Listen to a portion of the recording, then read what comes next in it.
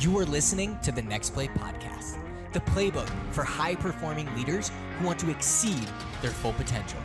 From walking on the Ole Miss football team at 5'7", 150 pounds and earning a full D1 scholarship, to coaching thousands around the world and working with massive organizations like IBM. I've learned countless lessons that I'll be sharing right here with you. Join me as I interview some of the most successful people so you too can learn how to focus on always moving forward by deciding, planning, and executing on the next play relentlessly. This is Richie Contratesi with the Next Play podcast, and today we've got a really special guest, somebody that I feel has done some amazing things and at a very young age, by the name of Sindre Haaland.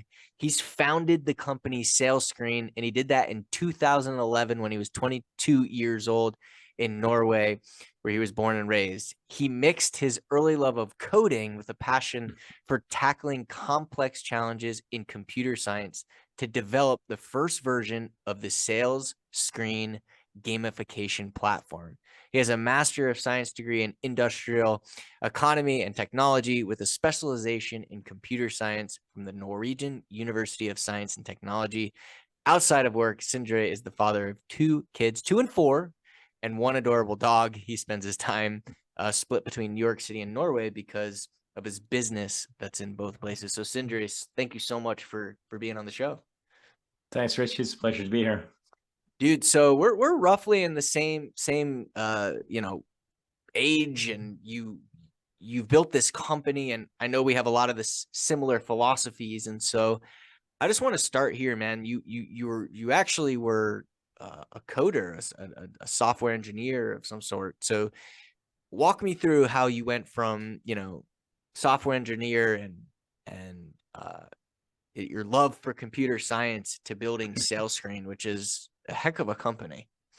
It's a bit of a leap. I'm a true geek. That whole introduction just reminded me to simplify it by saying, Sindre is a nerd, but he loves computer science and sales equally. So anyways, I started off very early in being, or I guess finding the entrepreneur myself. So I was actually already 16 when I rented my first place and started to hook computers up and coding an interface so people could rent servers out of me. So I think it was one day back then when investors actually started to knock on my door, and my dad, he's an even bigger nerd. He told me, well, son, you gotta slow down. You gotta finish school before you kind of start up with your business. After you're done with university, you can do whatever you want. So yeah. Took his advice, kind of went into the uni, and I found myself surrounded by brilliant people. I mean, that's where you make a lot of those valuable connections. And for me, it was no different. So that's where I found my 2 co-founders, both coders as well. So we're 3 engineers and coders who founded this company back in 2011. So, that's different, because a lot of times, like when a lot of tech companies will have, the engineer founder and then the marketing and sales founder and then operate, you know what I mean? But all 3 of you were engineers to start. Yeah, we needed to play in our strengths, and it quickly became apparent that I was more of a salesperson. One of my other co-founder, Oystein, he was more of the true tech geek. So he's our CTO. And the third guy, Marius, he's our chief product officer, also a brilliant coder, but he loved being with people, and it just became a natural role for him as well. But we didn't back in 2011. That's not when we came up with the idea of Sales Screen. At that point, we were just doing consultancy work and trying to find that brilliant idea. So this myth about founders having to need, they kind of have this vision, they have an idea, they go out and they build that. For some reason, you kind of think that that's the way you have to go about it. For me, it wasn't the case. I was more passionate about the business model. So it's, recurring revenue, selling software as a subscription. There's something to that that's almost like too good to be true. And right. this was like, there's so many opportunities. So let's just get going, get into the market, try to see what's out there in technology and needs, and get going. Just try, experiment with different products, and that's what we did. How did you so explain what Sales Screen is? I know it's a gamification platform for salespeople, right? For revenue teams. So what exactly is it? Sure. So Sales Screen, as you say, is a gamification platform. So gamification is the science or strategy of applying game-like elements, like leaderboards, badges and achievements, all of these things that games use to keep getting you back into the game and spending more time with it.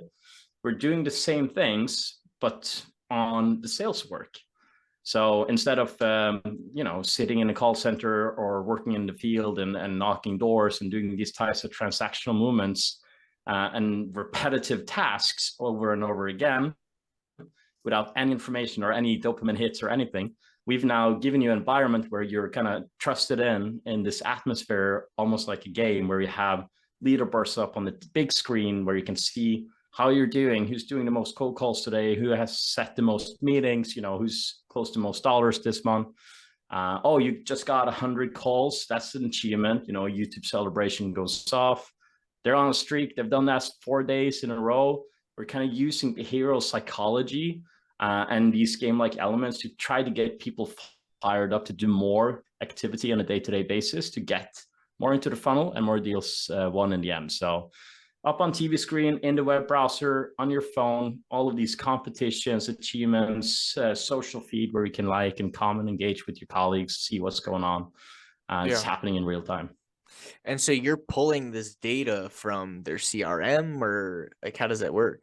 Yeah, we have a bunch of integration partners. So typically, dialer systems, CRMs, engagement systems. Yeah. So we work with so many companies today all over the world, like big banks, big insurance companies, like sure, mortgage companies like USA Mortgage. We have real estate giants like IED in France, which is 15,000 real estate agents on our platform, big software companies. Yeah, we have like BMC as a client, SAP globally. Like these big types of software companies, they have meeting setters which have that transactional nature, and that's where gamification is just gold. Yeah, because that was my question. So how exactly does it work? Like, let's say I've got a sales team, 10 people. How exactly would I set this up? How would it work? Yeah, no. So again, it depends on but a sales team of 10 people, maybe you're depends like what you're selling, but let's say it works outbound, inbound. You could use it for So you pretty much have a business outcome that you're driving towards, and most of the time that is just like close more deals. Right. And then we say, all right, this is what you want to do. So let's break it down for me. That's the outcome that you're driving towards. That's what we want to celebrate. But what's the next step in the funnel? And then we try to get down to the actions that individuals can take themselves to influence that goal. Yeah. And in most cases, that kind of ends up in, pick up the phone and call people, get more connects. That's going to give you more meetings. Those meetings are going to turn into a proposal. That proposal is going to be a sale. Those are the activities that we capture from other systems. So we get that in our platform in real time. And then you can start to set up competitions. And you can have like active leaderboards, team versus teams, or different types of competition that engage more of the different types of personalities of the sales teams, the player types. Not only those killers that consistently win every time, but also try to get those socialites in, the ones who, they're okay, they're doing well, but they're never going to win. So why care about a competition unless you do something smart and get them engaged? So yeah, we're all over in that place. Yeah, I mean, I think it's so powerful. I mean, one of the things I talk about so much when working with companies is focusing on the activities versus the end result. And so many leaders, you can run polls on LinkedIn, focus on the end result, but for your software, it's all about the activities and making the activities the competition versus only the end result. I mean, how do you get companies to buy into that for you? when so many don't, when so many don't, they only make that final KPI the goal Yeah. versus the actual doing of the activities themselves. There's a bit of education involved, I'm not going to lie. But eventually they kind of understand why it works. So if you gamify an outcome, like if your sole purpose is to set meetings for the account executives, or if you're an insurance sales rep and closing deals, that's an outcome. And most of the time, that's great. You want to celebrate it. And that's a core element of our platform. So, have your own personalized video, go up on the big screen, get people to see it in the organization, in their Slack Teams environment, or on the phone, so they can like and engage. And all of that is very important. But let's face it, people are intrinsically motivated to do that. That's why they're on the job. They get paid for this. Right. So it's not really like they need another set of motivation to get to the outcome. They actually need some guidance. So when you start to break it down for them into actions that they can actually influence themselves, it becomes much easier, and you can turn it into a numbers game. And I know there's a lot of like people saying, today sales is more than a numbers game. You need to focus on the quality. Obviously that's true. Like, coaching is super important. If you break it down into a funnel of actions and of activities, and you see the conversion rates drop, then they need coaching and they need guidance, right? But you need a consistent level of activity to get to the point where that actually is going to manifest in anything. So people understand it when you show them the math. And we have a 44% increase in pre-sales activities for in average on our client base, which is amazing, quite a lot.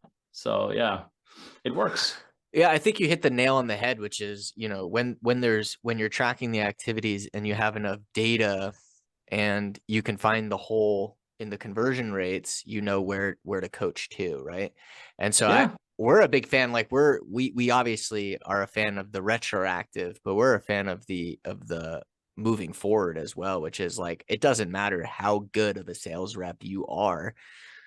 If the best of the best have somebody taking a look at their actions, whether in sports or in business, to always improve, then should your sales reps. And I think that's one thing we see a lot with leaders, is they'll say, well, I have a sales rep who's doing well, so we don't want to do anything with him. And I'm like, well, could he be doing better? Does he want to do better?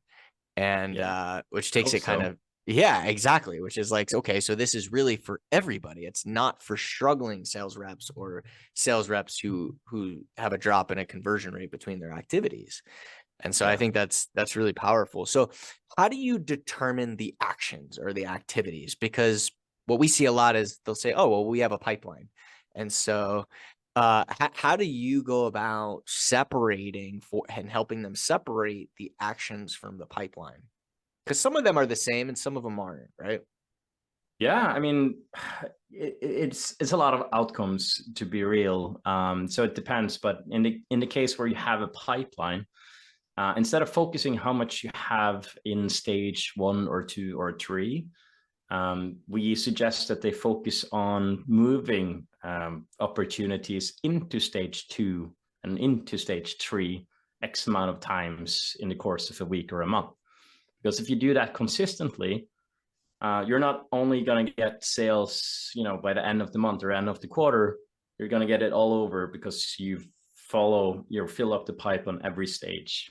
Right. And it quickly becomes easy as an individual to focus on outcomes when you're getting close, like when you're close to winning a big contract, and you forget about the prospecting work that you should be doing as well, or like that nurturing of those relationships that gives you word of mouth leads, or whatever action it is that you should be doing consistently. But we talk about their sales process. We talk about what they tell their reps, what are their minimum expectations of a rep every day, every week. And if they don't have it, we advise them to maybe introduce that concept. And we also tell what our other clients in the same industry are focusing on. And most of the time, they want to do something similar, right? So there's a bit of a back and forth dialogue, some deep discovery, and some realizations along the way. But when you get there and you capture those actions, then you can really make it into a game and make people be consistent or become consistent in their work. So Right. And so what do you do when a company comes to you and they're like, hey, we want to gamify, but they don't even use a CRM? We allow them to input certain activities directly in our system. So we do advise against clicking call, but sometimes it might be necessary if you don't have any other automatic dialer or modern system. But yeah, we tell them to find something that a rep needs to do or can do every day. And then you focus on that activity. Perhaps you also track an outcome that you can really celebrate, but have that activity in the beginning. And since you don't have any technologies that we support or that you capture this today, just enter it through our mobile app, enter it through our tablet logger if you're working in a hospitality industry, or enter it in our web dashboard. And you will have immediate dopamine hits when your YouTube celebration goes off across the company. Everyone sees it in the social feed. Your manager starts to kind of interact with you, and because this was, your 50th activity today or something like that, celebrate smaller wins, and they will care enough to do it.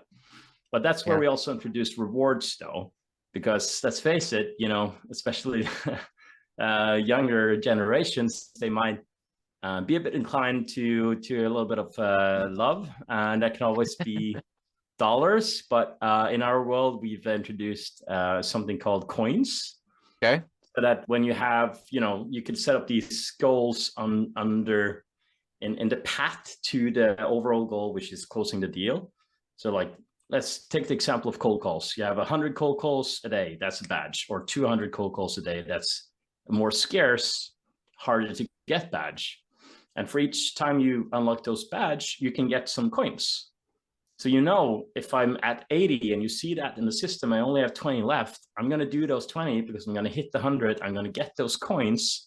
It's going to be showcased on the TV, in the social feed. If I'm on a streak, I've managed to get that badge 22 working days in a row. I've invested in this streak. I'm not going to lose it now. People see I'm on fire here. So I'm going to put those extra calls in. And in the end, I can actually go home with that PlayStation 5 or cash out that $100 gift card from Amazon because I've been consistent for a full month. So, right. And it rewards them as well, right? Do you have people that don't buy in, that aren't like, that's not their thing? You know what I mean? Like, is that something that ever comes up or no? Yeah, I mean, the essence of what we do is to motivate people to go, right? Right. So when let's say you're an enterprise sales rep at Oracle, and we used to have Oracle as a client as well. Like for them, they close 1 or 2 deals a year. Right. Do you celebrate that deal? Sure, but it's almost too little with a YouTube celebration that plays for 30 seconds when you close 1 deal a year. And it really doesn't, it's a big outcome. But it doesn't really work in a gamified environment. It quickly becomes kind of like nice to have. So unless you have something that you want to get people at mass, at scale to do, like to focus on some actions and some goals associated with those actions, it just doesn't become as useful. You need that transactional element, something that goes down to a daily basis or a weekly basis, where motivation becomes key to getting them to do it. Let's face it, like to knock doors if you're a field sales agent or to do cold calls is tough work. You get a lot of no's. You need motivation to take that next phone. And anything you can give your reps to give them that little bit of magic or boost, it's going to be so impactful when you kind of scale it out and you have hundreds of people doing it. So it's like, I don't know. It's like, if you don't have that transactional nature where motivation becomes key to having successful outcomes, yeah, they might not buy in. Might not be for them. So how do you go? So do you have like, okay, here's our ideal target market. Here's who this will work for. Yeah. Here, which is kind of what you're explaining now. But do you have like, for everyone listening, do you have like, here's our kind of our industries or our target? What does that kind of look like? Yeah, so right now, software companies are have a bit of a broken back in this market. We used to have quite a lot of success with the BDR, SDR teams, the guys who books Right. meetings for the sales reps, because they have that transactional nature to their business and where motivation is key. But yeah, I would say transactional businesses like call centers or field sales teams like insurance, mortgage Field industry. sales has to be Um, huge, like door to door solar, yeah, solar window. renewable is blowing up right now. They're definitely looking for gamification. They have a lot of turnover of people as Right. well because of the nature of the work. It's tough. So like retaining them and having like a loyalty program with those coins and rewards is big there. But yeah, those we try to find those pockets where it's usually um, very transactional of nature, where you need to have that consistent level of activity every day to reach your goals. Right. Those are ideal for us. Right. It's got to be it's got to be very transactional. So like the BDR SDR world and really Perfect. like yeah, so cuz even account executives a lot of times they have multiple different roles. It's definitely not as transactional depending. Sometimes they might be, like you said, like doing the demo to the proposal to the agreement, but a lot of times they're also servicing. So do you find like it's not as simple to set them up as it is for a BDR or an SDR team? Absolutely. It's much harder to set them up for a gamified environment than it is a BDR and SDR. It's Yeah. possible, and we have teams with account executives that are successful at it, where that recognition and feeling that you just close a deal. Maybe you're not the top rec, but this was your best deal ever. That triggers a badge, and now people actually notice and cares about it. That gives them a personal boost of social capital and self-esteem, which is like the two primary currencies of a gamified system. And that's important for them. So you retain them. So there's Wait, benefits to what are those the two? celebration, but yeah. Yeah, what were those two things you said just there? No, there's four currencies that you can give away in the gamified Okay. system, or in the sales team in general. I would say you can give away things, money. You can give away something fun or make something fun. That's a currency in itself. But the two primary ones that we try to tie into, which is more emotional of nature and sustaining or long lasting, is like social capital and self-esteem. So if you can build up someone's self-esteem or their Oh, feeling I of love this. worth in the Yeah. team, that's Yeah. going to go a much longer way with the middle performers. Yeah. Uh, and they are the ones that make up the most Yeah. dollars in any organization, even though the top brass gets all the attention. Right. So if you can move the needle on the middle performers, the core part of the team, that's when you get the big results. How does your platform build self-esteem? Is that just by the little wins, by the Yeah. you know what I mean? Because that's a big thing. Like, okay, so we're saying sales screen, and then I want to dive into social capital and exactly what that is. But for self-esteem, I think it's an important topic. Like, how did you build your platform to build people's self-esteem? There's many elements that does that in natively or by its nature itself, but it comes from being seen. So typically But couldn't it also destroy it if their game, you know what I mean? If they're not doing well, is it's a that fine balance, but I'm going to give you some examples. So, for instance, when you have a leaderboard up in a big screen, we usually make it so that you only showcase the top 50%. In that case, it becomes a positive thing to be on the right? screen. I see. And I see. some people, like the killer types or personalities, they want to be on top, and that's the only thing they care about. They want to win. But others, for them, it's going to be a major win to climb to the 20th place because they've never ever been near that. But now they're getting attention on the big screen, and people are recognizing their name. And that's building their self-esteem. They feel that they're having progress, and that's also an achievement. You improved from last month. you are, improving month over month. It's the 7th month in a row with improvement. That's something that managers now with our system will see, because it automatically picks that up. It celebrates it across the organization, and they can talk about that.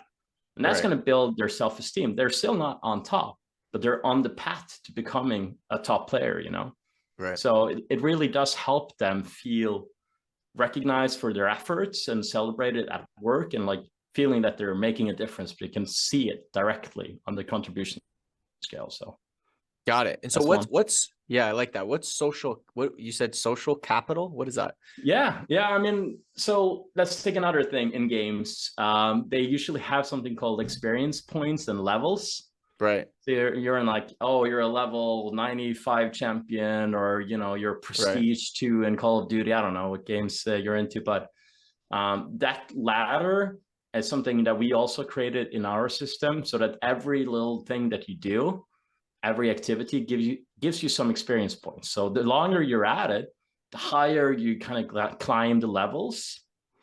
And that's with you everywhere. So people hoover your name, they're going to see, oh, you're a level 97, sergeant 2nd prestige or something.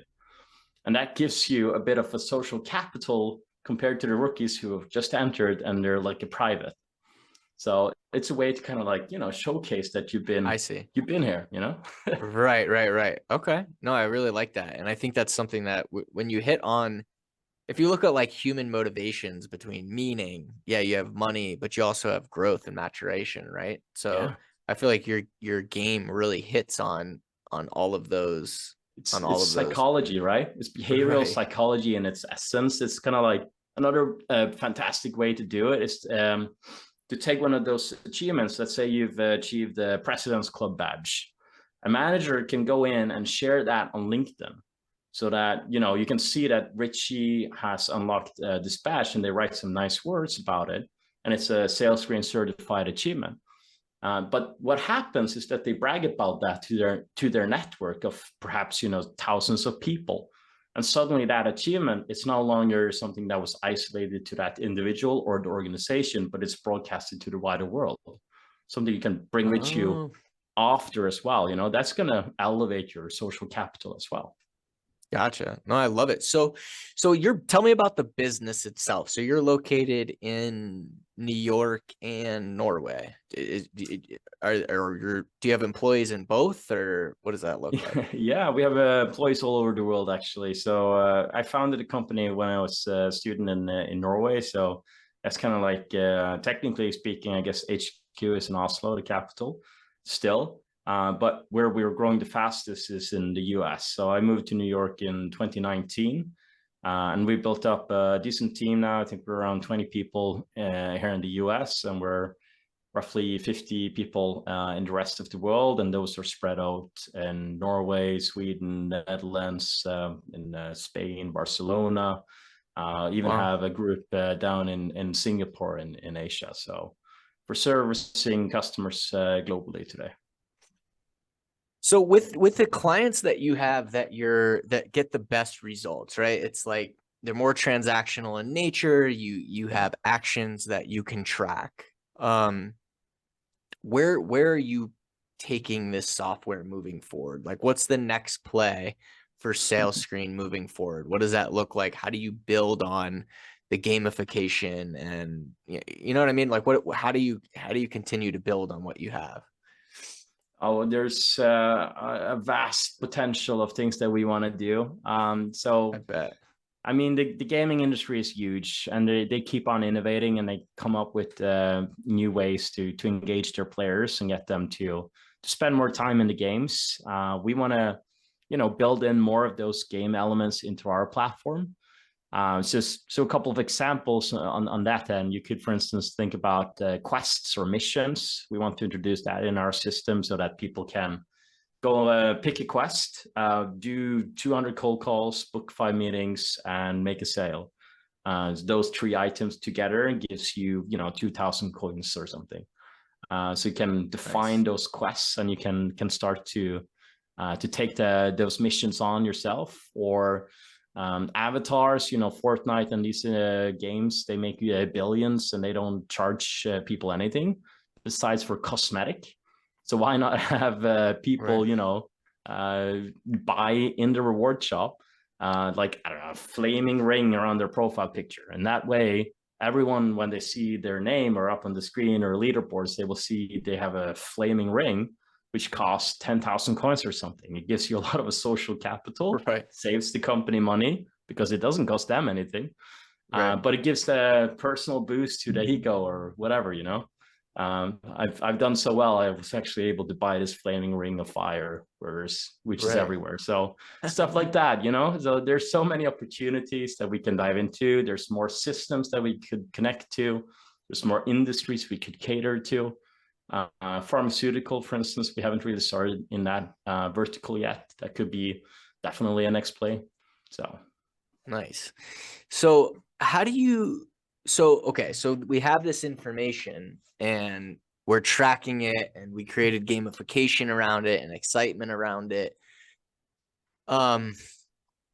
Where do you feel like the biggest benefit is if you're in a sales leadership role of this data too? Because like I think like there's so many softwares out there. Like how do you yeah. find yourself competing with all of these sales softwares? You know what I mean? Like how do you feel like you've been able to differentiate yourself? And then from a sales leadership perspective, how can I use this to better my team? Mm-hmm. So it's a great question, and I think that there is a couple of venues as a sales leader that you really can get a lot of value out of a tool like this. Yeah. And that is from the stats. So we track actions, activities, things that you expect them to do on a daily and a weekly and a monthly basis. And we do it across different types of systems. So it's not like you only connect to your CRM and that becomes the only source of truth. We might have connections to Outreach and Salesloft and a dialer system like Ring Central. Bone burner or something and like that. yeah, you kind of get everything into one picture and see what they do right now in real time. Are they hitting their goals? Are they falling behind? Where is the drop-offs in conversion rates?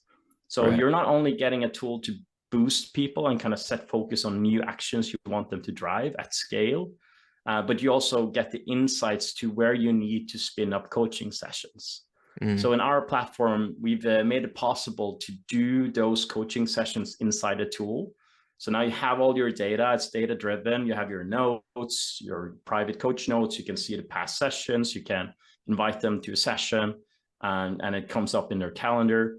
And you can focus on the human element of like, why are you struggling on this conversion rate? Like, let me help you with that. And next week you can see in the platform how they're improving and you can pick something else to talk about. The next play, you know. So that's definitely a big one for the leaders. But I would say where we differentiate is we're one of the few softwares out there that really tries to target human beings and like their behavioral psychology and their nature or their motivation. Like, have you heard about some software companies that try to do that before? It's like everything is AI, machine learning, you know, automate this and that, whatever. Like, no, we want to get people into the game. We want them to love the game of sales. We want them to have fun, cold calling, knocking doors, and doing transactional motions and boring shit like updating your CRM. That could be an action. Like that's for sure. You know. I mean, dude, one thing I've learned is that what makes people successful is the ability to do the boring, the actions that you have to do consistently. And what's You your know? trick? What do you do? Like when you want a team to be more consistent in doing a specific action, what is your suggestion? What do you do? Yeah, I mean, number one, we track it. Number two, I love gamifying it. And then number three, always coaching to improve them on the areas of their weakness. But the problem is if you make the goal doing the end result, then you're guessing. And this is where you see sales leaders, they go on ride-alongs and they listen to random calls, but there's no real track for improvement, and people can feel that. And so I love what your software does because it brings the software aspect of it, which is what are the actions that they're taking? How do we digitally display it to motivate them? But on the sales leader side, how do we digitally display it so we can find the weaknesses in the actions and then improve them. When you make the goal the doing of the actions, right, then you can find those because they're going to do them to the best of their ability. So I love it, man. I think it's so powerful. And we're definitely going to be chatting because I think there's some things with the clients that we work with where it could simplify quite a few things. So what about you? You know, you're young. You've built this company. Obviously, you're all in on it. But what's your next play, Sindre? What's your next play? Yeah, I mean, a lot of entrepreneurs of early ages become serial entrepreneurs, and that might be in the cards for me as well, some point down the line. But right now, what I found more rewarding for myself is like learning that next step of the journey. I feel like I'm learning so much, I'm gaining so much knowledge. I could never abandon this at this stage because we're still growing, and there's new challenges, and there's new opportunities, and new things to learn. And that's why I started in the first place. I didn't want to get stale and bored. I wanted to constantly tackle new challenges, and I feel like this job is definitely giving this to me. So for now, it's build this as big and as far as I can. And at some point, when this chapter is over, it's probably going to be more trying to give back to the community and other companies and what we've learned along the journey as an advisor, as an investor. Right. So kind of doing that on the side already as well. I think that's a lot of fun. Almost like kind of like your own private equity, like taking on companies and coaching them and taking for sure. So that's one venue. Cool. Like perhaps join a private equity firm and try to help people get to that next stage of growth that I've gone through myself, and make them avoid doing the same mistakes that I did. So yeah. Exactly. Well, listen, Sindre, I appreciate so much you being on the show. If anybody wants to reach out to you, what's the best way to find you? I mean, LinkedIn is always a good place. Search me up on LinkedIn. Sales Screen is the company. Sindre Haaland's name. Last name, same as the famous Norwegian soccer player. If anyone is piquing an interest there these days, that the US went on from the group stage now in the World Cup. Yes, I couldn't believe with the England game. I was like, what? Wow. Yeah, I know it's pretty big. So yeah, we'll see how far the US can come. This maybe all the way. Who knows? We'll see. You never know. Yeah, exactly. Well, listen, it's Sindre, Sindre, Haaland or Haaland? How do you pronounce it? Say Haaland. Yeah. Okay. Haaland. Haaland. If you want a Viking pronunciation, it's Sindre Haaland, which is kind of weird, right? Got it. Okay. I like that though. It sounded much more like firm. Slow. But listen, if you're in a sales leadership role and you manage your sales team, SDRs, BDRs, you've got a field sales team where there's a lot of actions and consistent boring actions that have to get done in order to succeed and to improve at those. Go to salescreen.com, check it out. It's the real deal. He's been doing this for we're on 12, 13 years. This is legit. So check it out, salescreen.com. And Sindre, I really appreciate you being on the show. Thanks, Richie. It was a pleasure.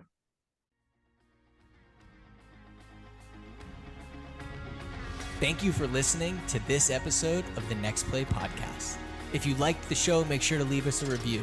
For more resources, visit relentlessuniversity.com or download the free Relentless University app. And if you're interested in having me speak at your next event, visit relentlessrichie.com. Until next time.